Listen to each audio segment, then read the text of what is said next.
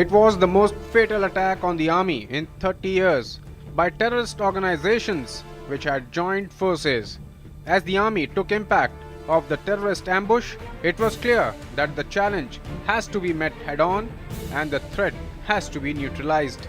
The national security establishment got into the act and deliberated a tough response. National Security Advisor Ajit Doval stayed back in India even as Bangladesh tour of Prime Minister Narendra Modi got underway. The intelligence inputs were put together and it was clear that the danger and threat was persisting and the terrorists were reorganizing to launch similar attacks. So the response was, in fact, a call that had to be taken and taken quickly.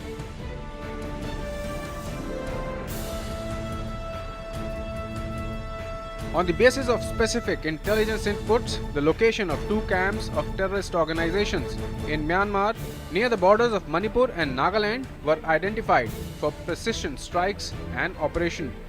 One camp belonged to NSCN Khaplang and other one had KYKL cadre stationed in it.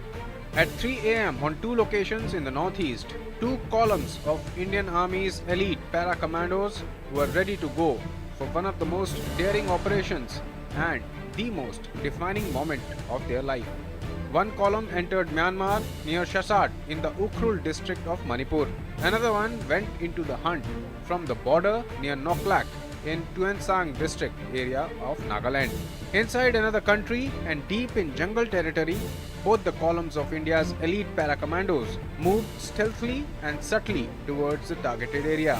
Around 2 to 3 kilometers deep inside the border, the teams reached the destination. And then the retribution started.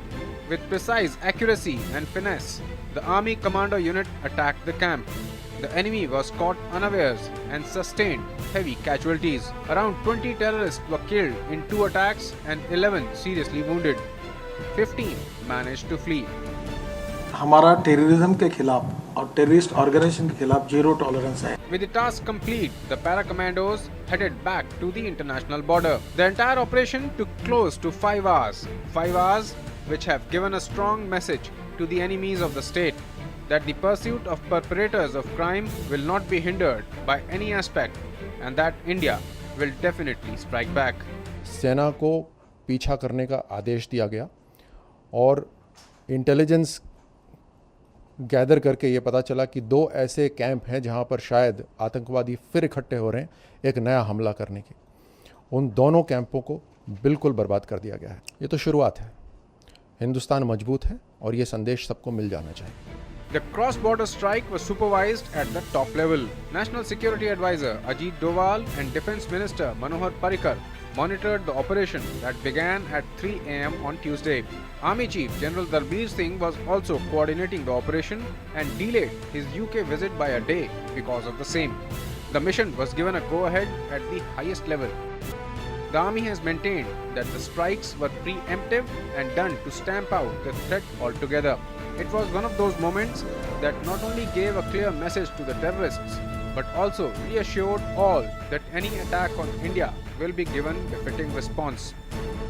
Such terrorist groups, you have got to be proactive and you have got to act instead of responding to their action.